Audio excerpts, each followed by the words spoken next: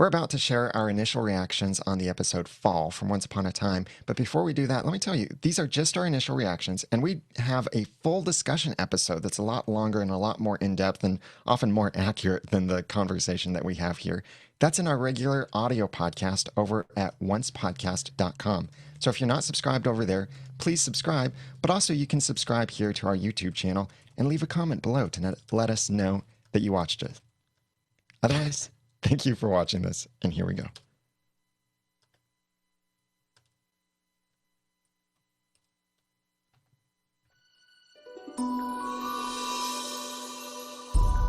You're listening to Once, episode 172, Fall Initial Reactions.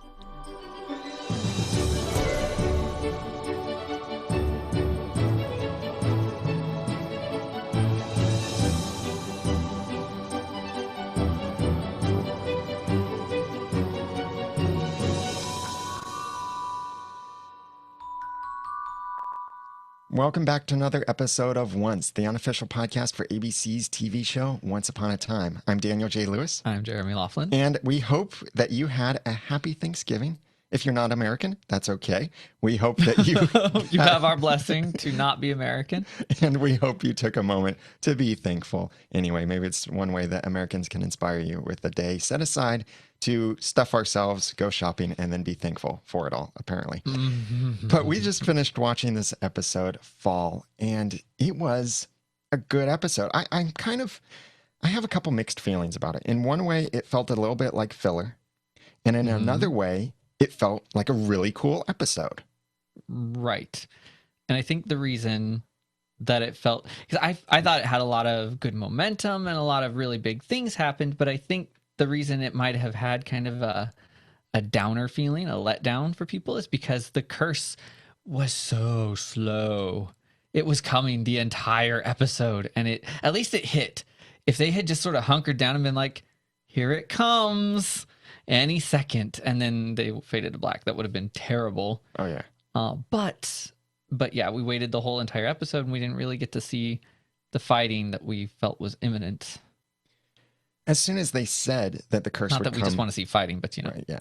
But we kind of do want to see we fighting. kind of do. As soon as they said the curse will be here at sundown, I realized this is not going to hit in this episode. Or if it does, it'll be at the very, very end. It makes me wonder, is this the slowest moving curse we've ever had? But then again, you think about when Regina... It's hard to render. Yeah, that's true. When Regina enacted the dark curse, it took a long time, but it was fast enough that she had to race with her chariots, or not chariots. She was in her carriage and the curse was right behind her. So it was at horse speed. Well, yeah, hers was filling the realm. If Right. this curse were filling a realm of that size, first of all, Ingrid would have been working for at least the rest of her life on the mirror to get enough mirror. Second, people in like the outer reaches of the realm would have been like, so there's this curse and it's coming. And I think that probably what we want to do is prepare for the harvest in a couple of weeks, gather our supplies, sell everything, plan, maybe go visit some neighboring kingdoms, see maybe where we want to live. And then we'll actually, we'll go.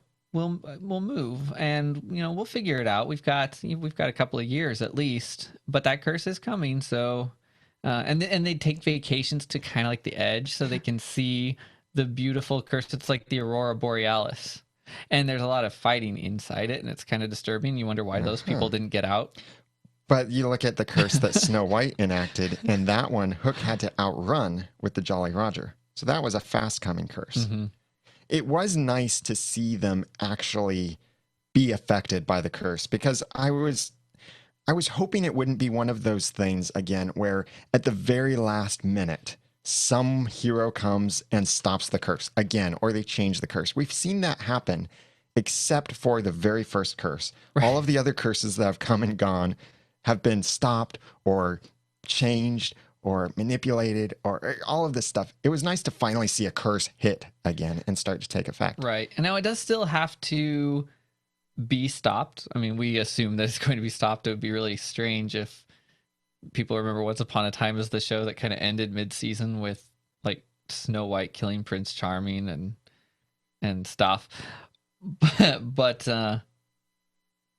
hopefully the resolution isn't something to do with Regina has to try to stop it. Looks like she's probably going to sacrifice herself. Emma says, "Hey, my powers are stronger now. Let me help you." And then maybe like the two of them aren't powerful enough, so Elsa is like, "Let me help too." And then they all magic it and it's gone. I don't think that's going to happen this time. I liked how they ended this episode. I really liked it. I thought just seeing the eye, like mirroring or glassing over like that, could have been a cool enough way to end the episode. Certainly would have been very Lost-like. And probably a lot of Lost fans out there were going, yeah, yeah, yeah. And then, oh. But the way they ended this. It would have been creepy, but I was ready for it. Yeah, the way they ended it, though, I think really hit it home to see this iconic couple actually being affected by the curse, even though they share one heart. Thank you for referencing that again, just in case we forgot. At least they didn't tell us the whole story of why they only have half a heart. Right. And they used no words in the last scene, and I think that was my favorite part. Oh, yeah. Because not every emotion that you emote in a TV show needs words. That's the whole point. So, kudos. One of the things that confused me about this episode, but you and I were talking about it and you helped me figure it out a little, but just for clarification here, the whole timeline thing, and I know we get hung up on that a lot, but that's because we have a timeline over at oncepodcast.com/timeline, and it matters to things like this. What we saw in Arendelle when everyone thawed, that was actually happening after the curse, because they referenced 30 years later. Nearly present day. Right. Or, yeah, within a few days of present day. And I think the part of the reason they did that is because they wanted to avoid time travel magic, which they've pretty much stated is difficult or impossible. So if Elsa had been able to wish, I mean, she stated whenever you are, but she didn't know she was making a wish. But if she had stated that and it had pulled them from 30 years in the past, that's a huge problem. So they had to stay frozen for 30 years in order to still be alive and young. So it was 30 years because that's the amount of time of the curse, 28 years, plus at some point then, about 2 years after the curse was broken. Well, it took about a year for the curse to actually be broken. It was 28 years later that Emma came, but and time started moving a little bit in Storybrooke, but it wasn't until about a year later that Emma broke the curse. So it was a little coincidental, because I have a feeling the implication has always been that Regina's curse, didn't reach them, even though I feel like it should have. It did reach all the worlds, all the realms. Well, it doesn't seem to have done anything to Arendelle, but maybe that's because they were frozen. Well, I think it locked them in time a little bit too. They weren't just frozen, but it was frozen plus the curse. But it wasn't because of the curse that they were frozen for 30 years. Well, yeah, I'm going to say it was all Ingrid. But regardless.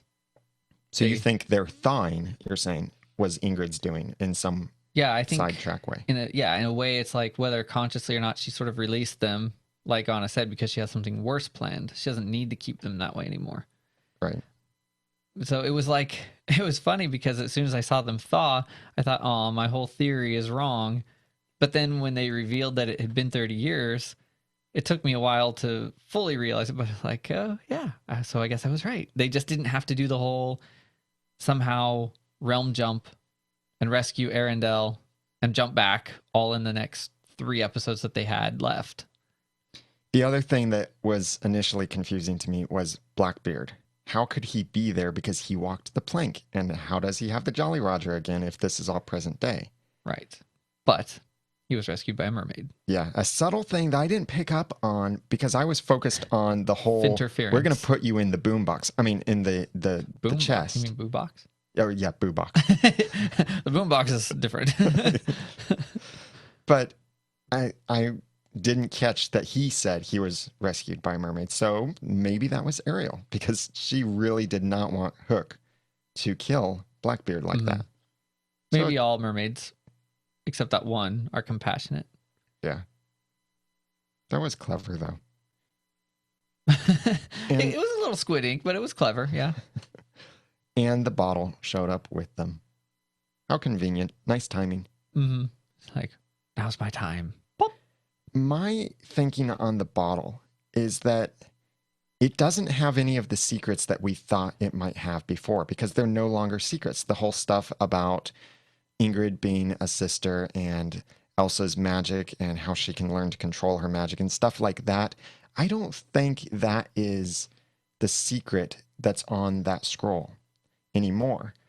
What I think, Wouldn't that be a terrible letdown? yeah, They pull out the message and they go, "We know all this."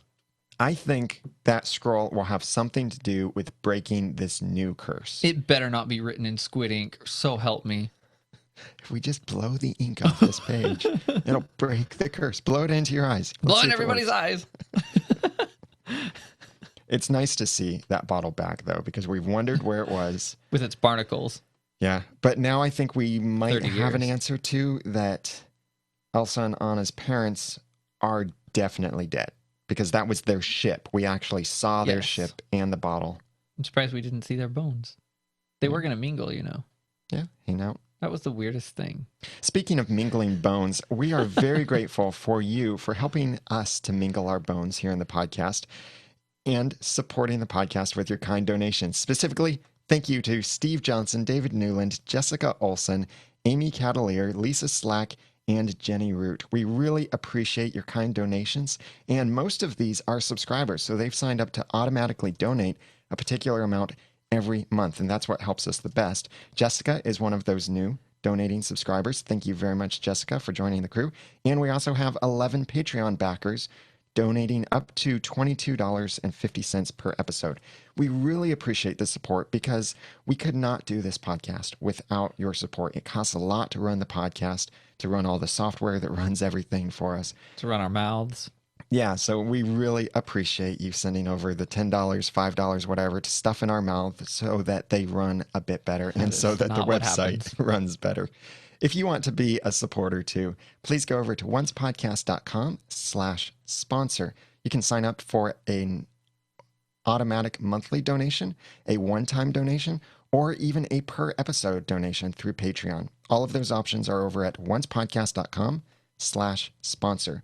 If you can't support us financially, the next best way you can do it is, since it's Christmas shopping time and there are lots of sales right now, is click on our Amazon links, or just go to oncepodcast.com/Amazon and purchase your next items through Amazon.com. It won't cost you anything extra, and it helps support the podcast as well. But all of those links are over at oncepodcast.com/sponsor, and thank you for your support. I think a lot of people probably rejoiced when Blue Fairy was sucked into the hat. What? See, like, that is the weirdest thing. I was not even... That whole scene was so creepy. Like, I don't know. It was reminiscent of a lot of other sorts of things. They were just being taken out as a group. It was really... Now, I assume now that it can be reversed. Yes, I assume that too. Because, you know, Blue's not ever really dead. Right. But... She's a star again. Yeah. All She's- comes full circle. She's used to this. This is her element. She's going to rule that hat. She is not evil, people. Yeah, I don't think she is. It was like a massacre, really, for Hook to go through Yeah. and do all of that. Yeah, he better be feeling some guilt about all of But this. he's not going to feel much. He is feeling a little too much for not having a heart, actually. But Rumple now has the hat. Rumple has all the power he needs to separate himself from the dagger. I think he's going to do it. Yeah, probably. And maybe the villain of the second half of the season will be Rumple, a fully in control Rumple. Now, see, he already sees the worst in everyone, so does it really have an effect on him, or is that what he was implying, that it doesn't really? He Yeah, said that's he true. didn't think he'd be affected. And what about people? It seems to be How much does it introduce? Have they established that? Does it introduce new thoughts, or does it just bring out the worst that you might think?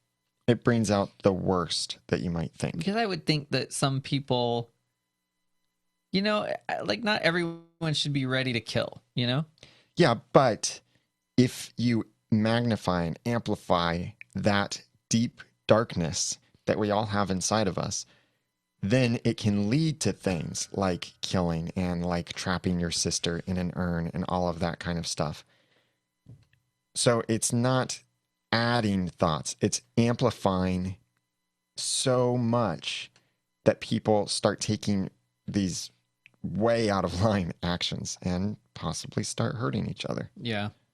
Why did Anna and Elsa feel like they did not need to separate from each other or more from Kristoff? I guess they think that a desk is enough to separate them. And am I the only one who thought that it was not safe for Snow and Charming to be holding each other's hands through the bars? I was kind of thinking about that too. Because now, like I just said, I feel like they might hate each other for one reason or another, but they shouldn't go all violent. But if they did, like they made it sound like everyone was going to go crazy. So I was imagining one of them just like grabbing the other one's arm and just like slamming their head into the bars or something. So I thought, there's going to be some aggressiveness. but they let go, which was chilling enough, unintended. But also maybe some fear of each other. I don't know. We're going to see some ugliness in the next episode, probably, as these people start to get really villainous on their own. What do you think, though, about this episode? We'd love to hear your feedback, so please email it to feedback@oncepodcast.com. You can put the subject line as fall to help us know that it's about this episode. You can also call and leave a voicemail at 903-231-2221 or send a voice message through the website at oncepodcast.com.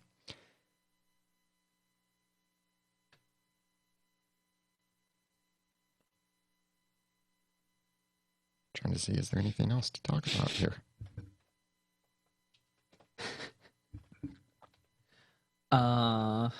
Well, we could mention what they're talking about in the chat room. What is that? Well, apparently they said in the episode that Anna wouldn't be affected because. Let's save that. Okay. Yeah, because honestly, I think that's kind of silly anyway.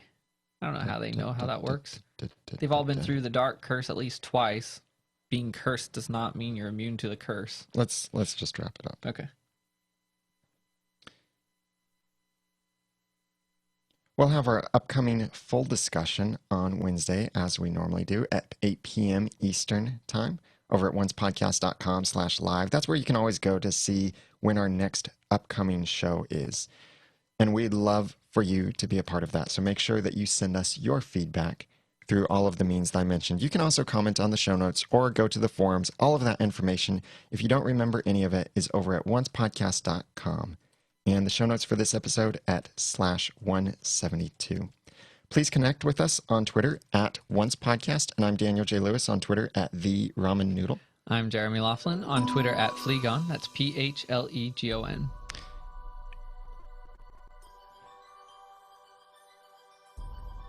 Let me just do the music thing again because it was too loud.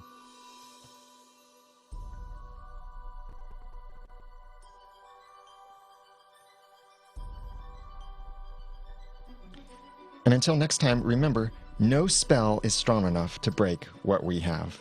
And thanks for listening.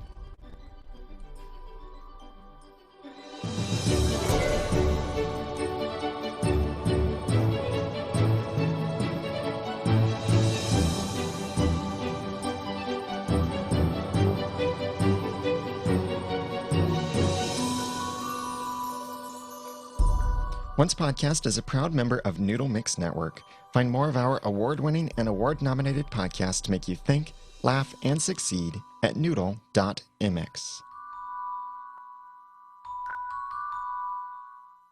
Big thanks for our sponsors of this episode. If you'd like to be one of them and help us do what we continue to do here, bringing this podcast to you and the website and everything else, please go to oncepodcast.com/sponsor to sign up for a one-time donation, an automatic monthly donation, or a per episode donation through Patreon. That's at oncepodcast.com/sponsor. And thank you for your support.